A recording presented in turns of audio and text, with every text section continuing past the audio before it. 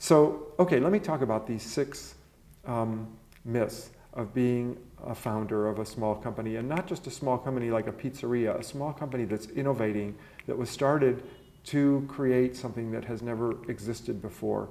And the first one is that people start companies. It's sort of almost obvious that this would be a myth, particularly in America. When people hear that you started a company and you're looking for money and all that, they assume that the reason you're doing this is to get rich, to follow the Bill Gates model, to follow the Google model, and heading for the IPO, the initial public offering, where you sell stock and make a ton of money.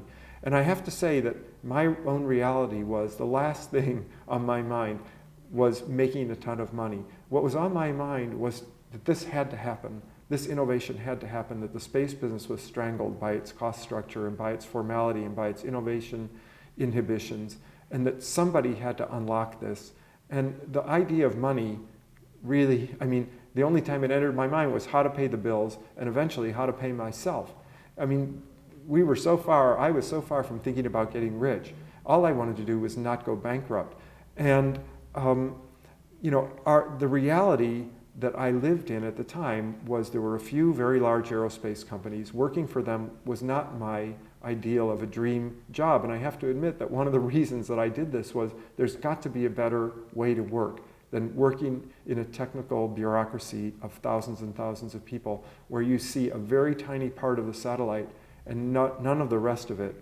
And the idea of having fun, of going to work every day and playing in your sandbox and really having fun was not completely impossible. You could do it, but you weren't playing your role in the organization. And that was used as a pejorative, that a person had a sandbox at work. Having fun at work was a negative, and the idea of work was to work. And I don't really operate like that. I don't think a lot of people operate like that. A lot of professions, your idea to go to work is to be creative, to have a positive experience. I found that pretty much lacking from my job experience at other places. So, and I had another dream, which I have to admit had nothing to do with money, which was to see organizations other than governments buying satellites, to see university professors, individuals, hobbyists, whatever. It's not my business what people want to do with satellites. I want to put the thing in their hand, just the way Apple Computer put computers in the hands of people who knew what they were going to do with them. And in the end, a lot of people decided to play computer games with them.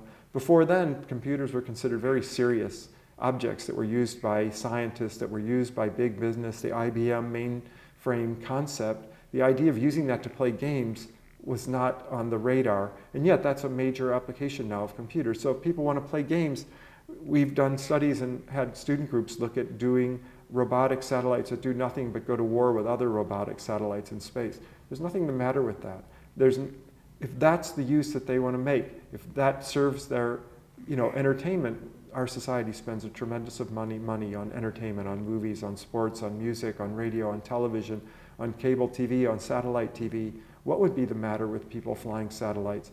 To play games with them and just to have fun with them. And in fact, those games and entertainment have driven the demand for bandwidth, have driven the demand for resolution, have driven the demand for all kinds of technologies which spin off. So when people are having fun, they're motivated to do good things. And I wanted to do that. I wanted to put these satellites in the hands of people who are going to have fun with them, who are going to do irrelevant things with them, seemingly irrelevant things with them, and not take it all so seriously and see what they wanted, see what we would need to do to satisfy that market.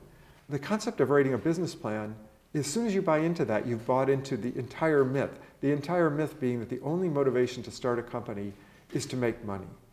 And the theory of making money then is that you have an idea in mind that in a year, in 2 years, in 5 years, is going to pay your investors and you back for their investment of time and effort and money in some multiplier.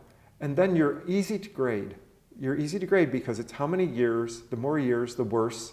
And what's the factor?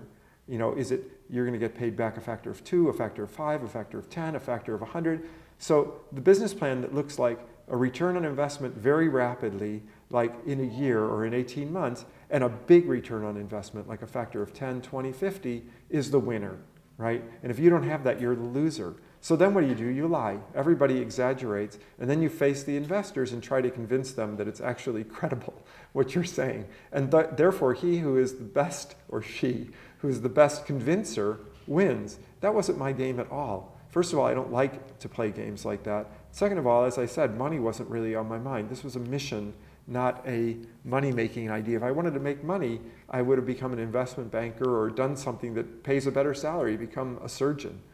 Nobody ever told me that becoming an aerospace engineer was a way to get rich, and that wasn't particularly, I mean, I wouldn't mind it, but it wasn't what got me out of bed in the morning. There are people who get out of bed in the morning to make money. You have to realize that. I didn't realize that.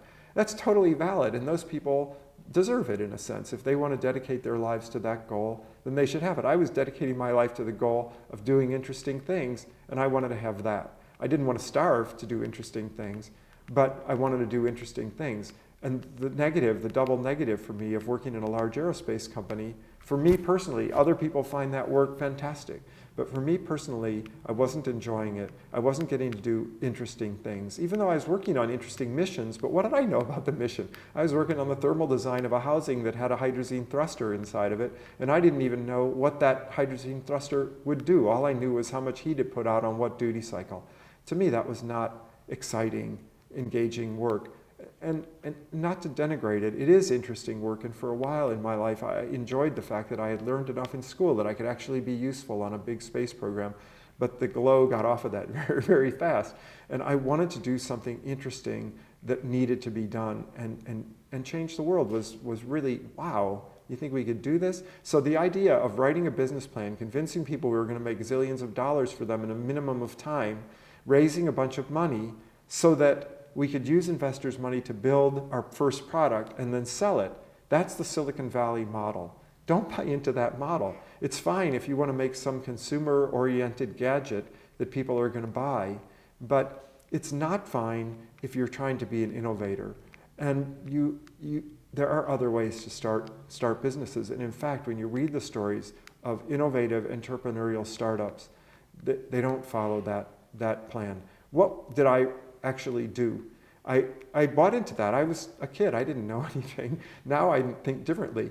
But at that time, I accepted that formula. I wrote a business plan. It was very time-consuming, very painful. It had to be bounced off of a million people who kept changing what I wanted to be doing with my life. And already I was thinking, hey, am I starting this company for me, or am I starting this company to become just another slave, essentially, to a different type of boss instead of the aerospace manager boss, the financial manager boss? Frankly, I like the aerospace manager bosses better. They were closer to me in terms of our backgrounds. At least I agreed with them in our enthusiasm for technology.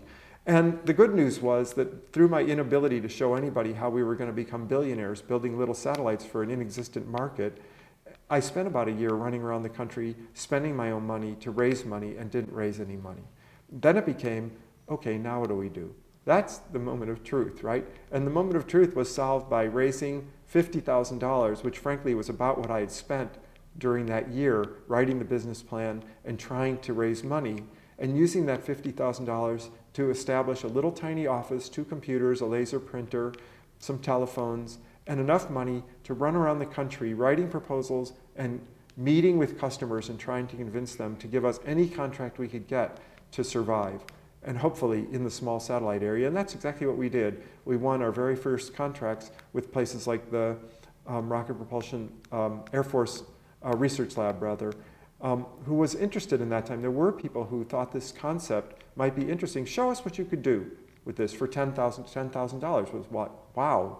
So we were doing little contracts like that, and at that point there were 3 of us doing it. And it taught me many different things to have followed that non-Silicon Valley model. And the first one was I learned to sell.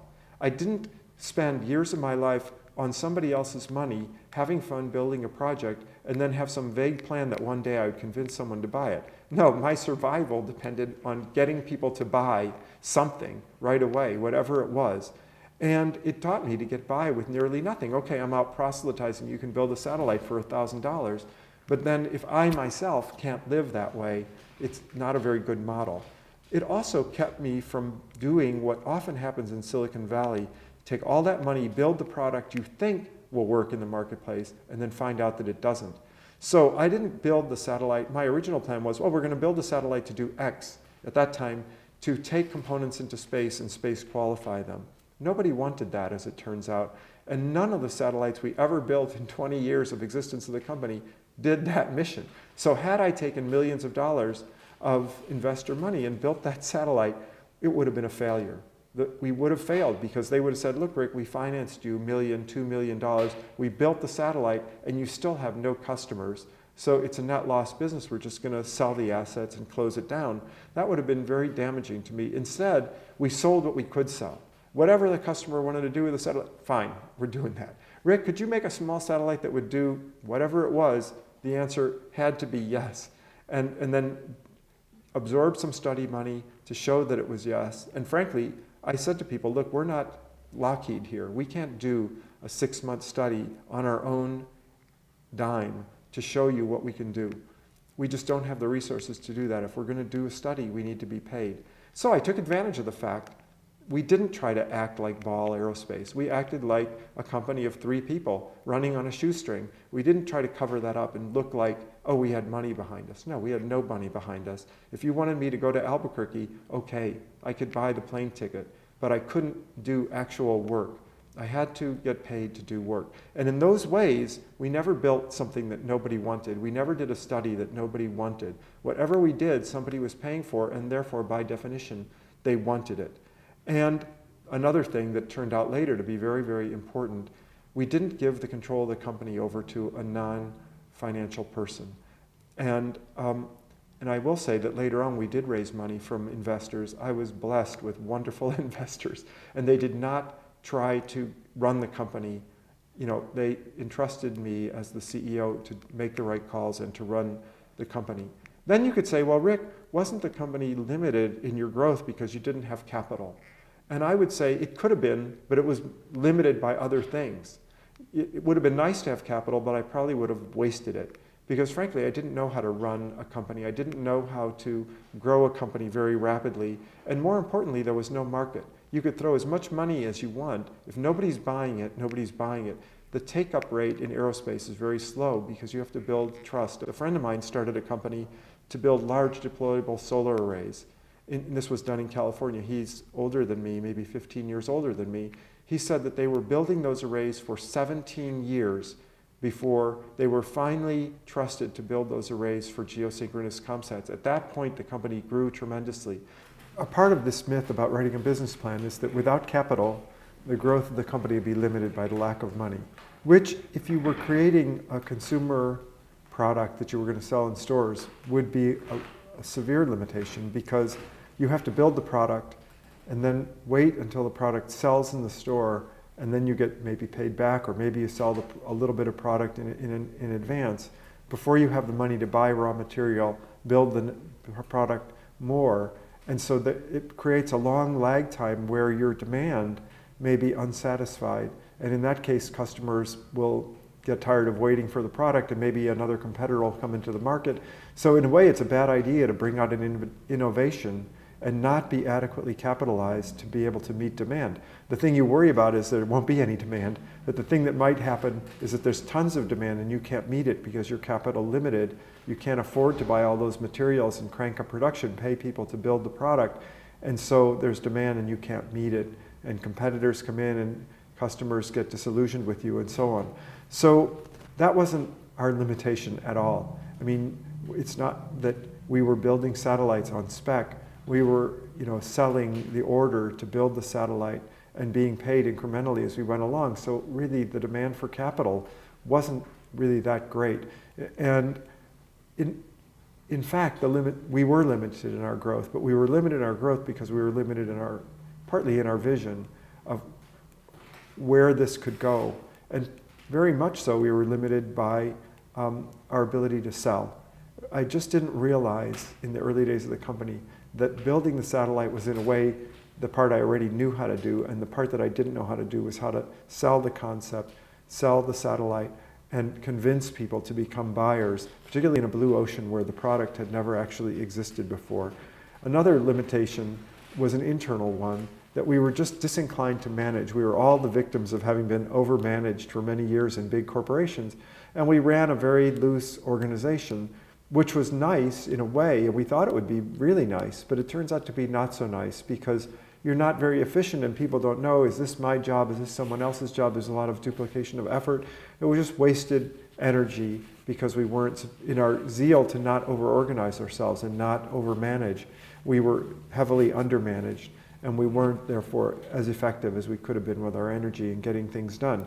So it's nice to think that you can solve all problems with money, but even when you have money, then you think, okay, I have money, so I don't need to sell, I can pay someone to sell. It doesn't work like that for a small company. The customer wants to meet the people who are actually doing it, which would have been me and the lead people in engineering. It was us who needed to show up. A marketing person can possibly open some doors for a small company, but really in a small environment in the blue ocean, that's your job. You've got to get out there and do it. So it wasn't capital that we lacked. It was, for one thing, let's say, the organization, so that I could be free to run all over the place and meet with customers and not have to be doing things back in the office.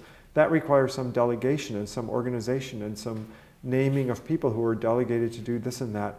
So the idea that you write a business plan, that you raise money, you build product, you start selling it, etc., it just was totally irrelevant in our case. A third myth that I wanted to sort of dispel was a little bit personal for me, but there's a kind of a philosophy, a Silicon Valley philosophy, that the founder should have a lot at stake. And by a lot, what they mean is, your life savings are going to be invested. They don't invest unless you're investing. And there's a game that's played where, okay, for every dollar we put in, you can put in $1. Where did that idea come from? I'm not a wealthy investor. I'm just a guy who's working for an engineering salary. At the time, I still had school loans. I had a mortgage. I mean, as a person starting off in life, I had no money in the bank. And I'm talking to venture capitalists who invest hundreds of millions, maybe billions of dollars in a year, and they're telling me that I should be matching them one-to-one. And I got over that very quickly because it was just impossible. And my response to that was, you have a lot of money, and to put $1 million in is nothing for you. To put $1,000 in is all the money that I have in my checking account. So it's not a symmetry. And on the other hand, I have a 10-year investment in my education, another 10-year investment in my experience industrially. I'm putting all that on the line. Instead of being paid a decent salary to work at a big company, I'm working for virtually nothing here, working tremendous hours every day. I'm signing my signature on all the leases and loans for the company. And, I'm making my contribution, you make your contribution. Everybody contributes in the way that they're the most able to. The venture capitalist was doing nothing in terms of solving the real problems we were running into in building cheap small satellites. And on the other hand, he shouldn't be burdening me with being a banker because I'm not a banker. So, but there's another sort of more, that's very practical, but on the other sort of less practical, more psychological side of it, the philosophy has a basis that if the founder has serious financial stake in the outcome, he will apply himself. But at some point, if you're that worried about failure, it becomes an obsession not to fail, and you become frozen. You can't take risk because anything you want to do, you buy an airline ticket and you think, wow, I'm going to buy this airline ticket. I'm going to have, that's $1,000 that I got to write a check. You stop doing things.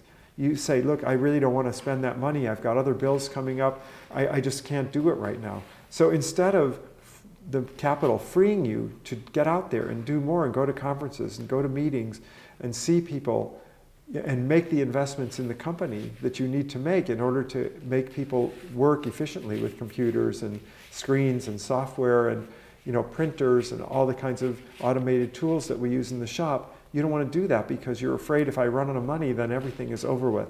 So performance does not increase with risk. It increases a little bit with a little bit of risk, but then it drops off very quickly to basically be zero. So that idea I just found to be a total myth.